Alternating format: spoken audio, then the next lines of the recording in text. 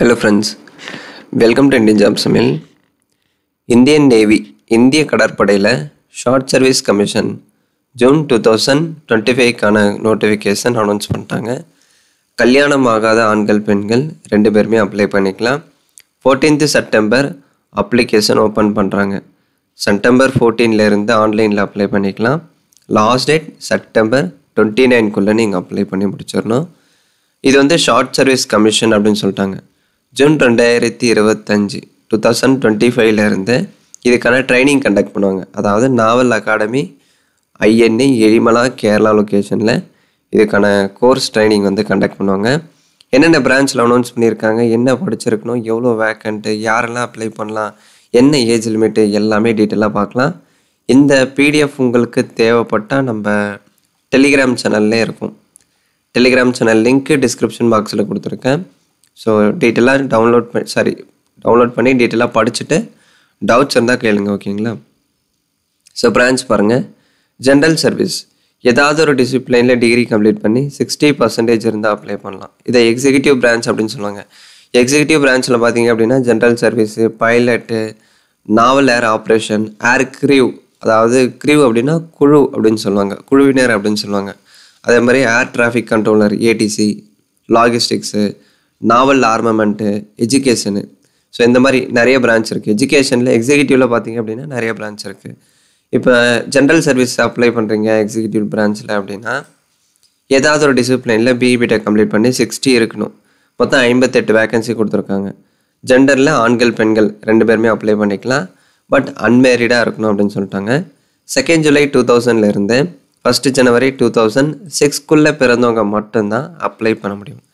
இந்த within date கொடுத்துருக்காங்க இல்லையா, இந்த இடைப்பட்ட தேதியில் பிறந்திருந்தால் மட்டும்தான் நீங்கள் அப்ளை பண்ண முடியும். ஏன் அப்படின்னா இதில் ஏஜ் ரிலாக்ஸேஷன்லாம் இல்லை, ஓகேவா? அதே மாதிரி எக்ஸிக்யூட்டிவ் பிரான்ச்சில் பைலட்டு, நாவல் ஏர் ஆப்ரேஷன், ஏர் டிராஃபிக் கண்ட்ரோலர் இதுக்கும் சேம் தான். ஏதாவது ஒரு டிசிப்ளினில் பிஇபிடெக் கம்ப்ளீட் பண்ணி 60% இருக்குது அப்படின்னா அப்ளை பண்ணலாம். So vacant branch wise vacant பிரித்து கொடுத்துருக்காங்க, செக் பண்ணிக்கோங்க. சேம் ஆண்கள் பெண்கள் ரெண்டு பேருமே அப்ளை பண்ணலாம்.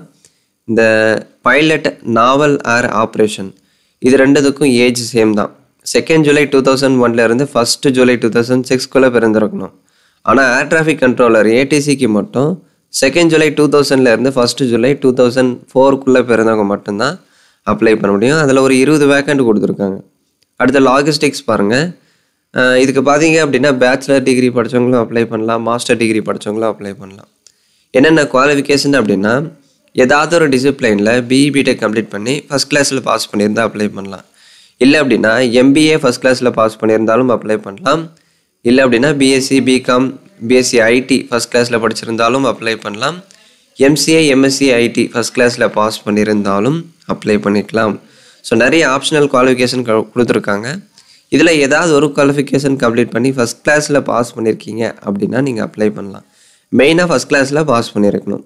இதில் ஒரு 20 வேக்கண்ட் கொடுத்துருக்காங்க. ஆண்கள் பெண்கள் ரெண்டு பேருமே அப்ளை பண்ணலாம். 2 ஜூலை 2000லேருந்து 1 ஜனவரி 2006க்குள்ளே பிறந்திருக்கணும். அதே மாதிரி நாவல் ஆர்மமெண்ட். அடுத்து எஜுகேஷன் பிரான்ச்சில் பார்த்தீங்க அப்படின்னா எஜுகேஷனுக்கு அனௌன்ஸ் பண்ணியிருக்காங்க. இதில் MSc maths, MSc physics, MSc chemistry complete பண்ணி 60% இருக்குது அப்படின்னா நீங்கள் அப்ளை பண்ணலாம். இல்லை அப்படின்னா மெக்கானிக்கலில் பிஇபிடெக் கம்ப்ளீட் பண்ணி 60% இருந்தாலும் அப்ளை பண்ணலாம். இந்த மாதிரி நிறைய குவாலிஃபிகேஷன் இருக்குது, டீட்டெயிலாக செக் பண்ணிக்கோங்க. அதுக்கு என்ன வேக்கண்ட்டு, என்ன படிச்சிருக்கணும், ஏஜ் லிமிட் என்ன. அதே மாதிரி டெக்னிக்கல் பிரான்ச்லேயும் அதை அனௌன்ஸ் பண்ணியிருக்காங்க. So engineering branch, electrical branch. Electrical பிரான்ச்சுக்கு அந்த எலக்ட்ரிக்கல் டிசிப்ளைனில் எலக்ட்ரிக்கலில், அடுத்து டெலிகம்யூனிகேஷனில், எலக்ட்ரானிக்ஸ் அண்ட் கம்யூனிகேஷனில் பிஇபிடெக் கம்ப்ளீட் பண்ணி 60% இருந்தால் அப்ளை பண்ணலாம். இதுவே இன்ஜினியரிங் பிரான்ச்சில் மெக்கானிக்கலில், ஆட்டோமேஷனு, மெக்கட்ரானிக்ஸ், ஆட்டோமொபைலில் நீங்கள் பிஇபிடெக் கம்ப்ளீட் பண்ணி 60% ரவுண்டாக 60 இருக்கணும். 59.9% இருந்தாலும் அதை அவங்க கன்சிடர் பண்ண மாட்டாங்க, ஓகேவா? ரவுண்டாக 60% இருந்தால் மட்டும்தான் அப்ளை பண்ண முடியும். ஒன்று ரவுண்டாக 60 இருக்கணும், இல்லை அப்படின்னா அதுக்கு மேலே இருக்கிறவங்க மட்டும் ட்ரை பண்ணுங்கள்.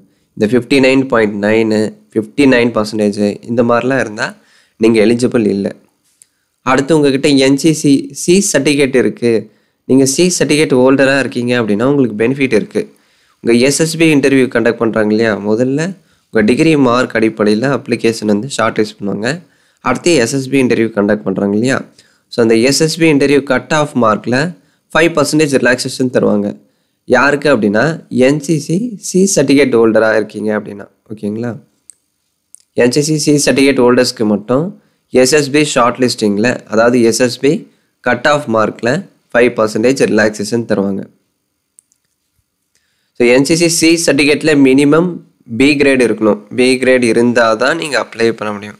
சீனியர் டிவிஷனில் மினிமம் 2 years வந்து நீங்கள் சர்வ் பண்ணியிருக்கணும்னு சொல்கிறாங்க. NCC C certificate should not be dated prior to 1st June 2022, ஓகேங்களா? அதை செக் பண்ணிவிட்டு இந்த எலிஜிபிலிட்டி எல்லாமே செக் பண்ணிவிட்டு அப்ளை பண்ணுங்கள். Who can apply? யாரெல்லாம் அப்ளை பண்ணலாம்? கிராஜுவேட்டட், போஸ்ட் கிராஜுவேட்டட், அதாவது பேச்சுலர் டிகிரி, மாஸ்டர் டிகிரி, அவங்க சொல்லியிருக்கிற bachelor degree, master degree complete பண்ணவங்க அப்ளை பண்ணலாம்.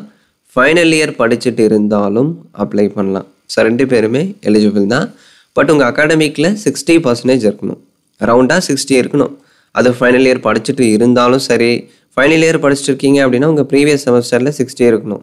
இதுவே நீங்கள் கம்ப்ளீட் பண்ணிட்டீங்க அப்படின்னா ஓவராலாக 60 இருக்கணும், ரவுண்டாக 60 இருக்கணும். 59.9 இல்லை 9 அந்த மாதிரிலாம் இருந்தால் அவங்க அக்செப்ட் பண்ண மாட்டாங்க. ஸோ ஒரு அப்ளிகேஷன் தான் நீங்கள் சப்மிட் பண்ணணும். நேமு, டேட் ஆஃப் பர்த் இதெல்லாம் தப்பாக ஃபில் பண்ணிட்டுமே அப்படின்னு சொல்லிட்டு இன்னொரு முறை அப்ளை பண்ணக்கூடாது. அந்த மாதிரி பண்ணிங்க அப்படின்னா டூப்ளிகேட் ரெஜிஸ்ட்ரேஷனாக கன்சிடர் பண்ணிடுவாங்க. ஸோ அது எல்லாமே கரெக்டாக நீங்கள் பொறுமையாக செக் பண்ணிவிட்டு கேர்ஃபுல்லாக அப்ளை பண்ணுங்கள். ஸோ அடுத்து உங்களுக்கு ட்ரைனிங் இருக்கும். ட்ரைனிங்கை சக்ஸஸ்ஃபுல்லாக கம்ப்ளீட் பண்ணுறீங்க அப்படின்னா 31,250 சேலரியில் உங்களை அப்பாயின்மெண்ட் பண்ணுவாங்க. அது என்ன போஸ்டிங் ப்ரோ அப்படின்னா சப் லெஃப்டினன்ட் அப்படின்னு சொல்லுவாங்க, ஓகேங்களா? இந்த medical standard, height, weight, tattoo இது எல்லாமே indian.navy.government.in அந்த வெப்சைட்டில் இருக்கும். இந்த எஸ்எஸ்பி இன்டர்வியூனா என்ன, ஹைட் வெயிட் எவ்வளோ இருக்கணும், டேட்டூ இது எல்லாமே, அதாவது எஸ்எஸ்பி இன்டர்வியூனா என்ன, அந்த செலெக்ஷன் ப்ராசஸ் எப்படி இருக்கும், ஹைட் எவ்வளோ இருக்கணும், வெயிட் எவ்வளோ இருக்கணும், டேட்டூ பாலிசி இது எல்லாமே அடுத்த வீடியோவில் நான் செப்பரேட்டாக சொல்கிறேன். இது பார்த்தீங்க அப்படின்னா ஷார்ட் சர்வீஸ் கமிஷன் தான். அதாவது நீங்கள் மேக்ஸிமம் 14 years ஒர்க் பண்ணலாம். ஷார்ட் சர்வீஸ் கமிஷன் அப்படின்னா குறுகிய காலத்துக்கு இந்திய கடற்படையில் நீங்கள் வந்து ஒர்க் பண்ணலாம் அப்படின்னு சொல்கிறாங்க. 14 வருஷம் 14 years ஒர்க் பண்ணலாம். அதுக்கு அடுத்து நான் பர்மனெண்ட்டாக ஒர்க் பண்ண முடியாதா அப்படின்னு கேட்டிங்கன்னா ஷார்ட் சர்வீஸ் கமிஷன் அனௌன்ஸ் பண்ணாங்க இல்லையா, இதே மாதிரி பர்மனெண்ட் கமிஷன் அப்படின்னு சொல்லிட்டு இன்னொரு நோட்டிஃபிகேஷன் அனௌன்ஸ் பண்ணாங்க. இந்த ஷார்ட் சர்வீஸ் கமிஷனில் ஒர்க் பண்ணிவிட்டு பர்மனெண்ட் கமிஷனுக்கு நீங்கள் அப்ளை பண்ணுறீங்க அப்படின்னா 100% நீங்கள் செலக்ட் ஆகலாம். ஷார்ட் சர்வீஸ் கமிஷனில் ஒர்க் பண்ணிவிட்டு பர்மனெண்ட் கமிஷனில் நீங்கள் பர்மனெண்ட் கமிஷனுக்கு அப்ளை பண்ணுறீங்க அப்படின்னா உங்களை தான் வந்து மெயினாக செலக்ட் பண்ணுவாங்க. உங்களுக்கான முக்கியத்துவம் அதிகமாக இருக்கும். ஸோ ஷார்ட் சர்வீஸ் கமிஷன் தானே அப்படின்னு சொல்லிட்டு கேர்ஃபுல்லாக விட்டுறாதீங்க. ஷார்ட் சர்வீஸ் கமிஷனில் 14 years நீங்கள் ஒர்க் பண்ணுறீங்க அப்படின்னா பர்மனெண்ட் கமிஷனில் உங்களை தான் வந்து செலக்ட் பண்ணுவாங்க, ஓகேங்களா? அதாவது அதிகமான முன்னுரிமை உங்களுக்கு தான் தருவாங்க. ஸோ நீங்கள் ஈஸியாக பர்மனெண்ட் கமிஷனில் செலக்ட் ஆகிடலாம். பர்மனெண்ட் கமிஷனில் செலக்ட் ஆகிட்டீங்க அப்படின்னா ரிட்டையர் ஆகிற வரையும் பர்மனெண்ட்டாக ஒர்க் பண்ணலாம். பேர்லேயே கொடுத்துருப்பாங்க, அதை தான் பர்மனெண்ட் கமிஷன் அப்படின்னு சொல்லுவாங்க. ஸோ செலெக்ஷன் ப்ரொசீஜர் ஆல்ரெடி நான் சொன்ன மாதிரி உங்கள் டிகிரி மார்க்கை பேஸ் பண்ணி அப்ளிகேஷன் வந்து ஷார்ட் லிஸ்ட் பண்ணுவாங்க. அடுத்து உங்களுக்கு எஸ்எஸ்பி இன்டர்வியூ கண்டக்ட் பண்ணுவாங்க. எஸ்எஸ்பி இன்டர்வியூ எந்த டேட்டில், எந்த டைமிங்கில், எந்த லொக்கேஷனில் கண்டக்ட் பண்ணுவாங்க அப்படின்னு சொல்லிட்டு உங்கள் ரிஜிஸ்டர்டு இமெயில் ஐடி இல்லை அப்படின்னா மொபைல் நம்பருக்கு எஸ்எம்எஸ் வந்து சென்ட் பண்ணுவாங்க. அந்த அப்டேட் வரும்போது நான் நம்ம சேனலில் இன்ஃபார்ம் பண்ணுறேன். டெலகிராம் சேனல்லையும் நான் அப்டேட் பண்ணுறேன். நீங்கள் எஸ்எஸ்பி இன்டர்வியூ இப்போ தான் ஃபஸ்ட் டைம் அட்டன் பண்ணுறீங்க அப்படின்னா ஏசி 3 tier ரயில் ஃபேர் வந்து அட்மிசபிள் ஃப்ரீ அப்படின்னு சொல்லியிருக்காங்க. ஸோ ஏசி 3 tier ரயில் ஃபேரில் நீங்கள் ட்ராவல் பண்ணலாம். பட் நீங்கள் ஃபஸ்ட் டைம் போகும்போது உங்கள் அமௌண்ட்டை போட்டு தான் நீங்கள் ட்ராவல் பண்ணுற மாதிரி இருக்கும்.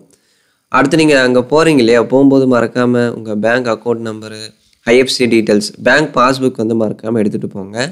ஏன் ப்ரோ அப்படின்னா நீங்கள் என்ன சொல்லியிருக்காங்க, ஏசி 3 tier ரயில் ஃபேர் வந்து ஃப்ரீ. யாருக்கு அப்படின்னா first time SSB interview attend பண்ணுறவங்களுக்கு, ஓகேங்களா? ஸோ நீங்கள் போகும்போது ஃபஸ்ட் டைம் வந்து நீங்கள் உங்கள் ஃபேரில் தான் உங்கள் அமௌண்ட்டை போட்டு தான் நீங்கள் ட்ரெயினில் ட்ராவல் பண்ணுற மாதிரி இருக்கும். நீங்கள் அங்கே போகும்போது பேங்க் டீட்டெயில்ஸ் எடுத்துகிட்டு போகிறீங்க இல்லையா, ஸோ நீங்கள் எவ்வளோ அமௌண்ட்டு போட்டு ட்ராவல் பண்ணிங்களோ அந்த அமௌண்ட்டை வந்து உங்களுக்கு ரீஃபண்ட் பண்ணிடுவாங்க. ஃபஸ்ட் டைம் ட்ராவல் பண்ணுறவங்களுக்கு மட்டும், அதாவது first time SSB interview attend பண்ணுறவங்களுக்கு மட்டும் இந்த ஒரு ஃபெசிலிட்டி, இந்த சலுகை வந்து கொடுத்துருக்காங்க. ஸோ மெரிட் லிஸ்ட் எப்படி, ஃபைனல் மெரிட் லிஸ்ட் எப்படி இருக்கும் அப்படின்னா எஸ்எஸ்பி மார்க்கை பொறுத்து தான் ஃபைனல் மெரிட் லிஸ்ட் வந்து ரெடி பண்ணுவாங்க. அதை நான் உங்களுக்கு டீட்டெயிலாக சொல்கிறேன். அடுத்து ட்ரைனிங் இருக்கும். ட்ரைனிங் பார்த்தீங்க அப்படின்னா உங்களுக்கு ஐஎன்ஏ ஏழிமலாவில் இந்த மெடிக்கல் ட்ரைனிங் இது எல்லாமே கண்டக்ட் பண்ணுவாங்க. ட்ரைனிங் கம்ப்ளீட் பண்ணிட்டீங்க அப்படின்னா சப் லெஃப்டினன்ட் ரேங்க்கில் அப்பாயின்மெண்ட் பண்ணுவாங்க. சப் லெஃப்டினன்ட் ரேங்க்கில் உங்களுக்கான ஸ்டார்டிங் சேலரி 56,100 இருக்கும். ஓகேங்களா? ட்ரைனிங் பீரியடில் 36,000 சம்திங் ப்ரொவைட் பண்ணுறாங்க. இங்கே நம்ம பார்த்தோம் இல்லைங்களா? ஸோ ட்ரைனிங்கில் உங்களுக்கு 31,250 சம்திங் இருக்கும். ட்ரைனிங்கை சக்ஸஸ்ஃபுல்லாக கம்ப்ளீட் பண்ணிட்டா சப் லெஃப்டினன்ட் ரேங்க்கில் உங்களை அப்பாயின்மெண்ட் பண்ணுவாங்க. ஸோ அப்போ அதுக்கான சேலரி 56,100 ப்ளஸ் அது போக உங்களுக்கு இந்தியன் நேவி அலவன்ஸு அது எல்லாமே ப்ரொவைட் பண்ணுறாங்க.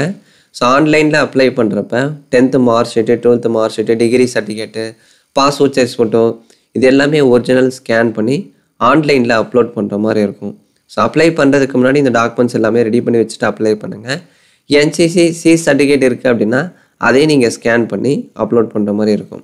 இந்த சர்டிஃபிகேட் இருந்தால் உங்கள் SSB ஷார்ட் லிஸ்டிங்கில் 5% அதாவது SSB கட் ஆஃப் மார்க்கில் 5% ரிலாக்ஸேஷன் கிடைக்கும். ஓகேங்களா? ஸோ டீட்டெயில்ஸ் எல்லாமே நான் சொல்லிட்டேன். உங்களுக்கு மேற்கொண்டு டவுட்ஸ் இருந்தால் கேளுங்க. லாஸ்ட் டேட் September 29க்குள்ளே அப்ளை பண்ணிடணும். ஸ்டார்டிங் டேட் 14th September தான் ஓப்பன் பண்ணுறாங்க.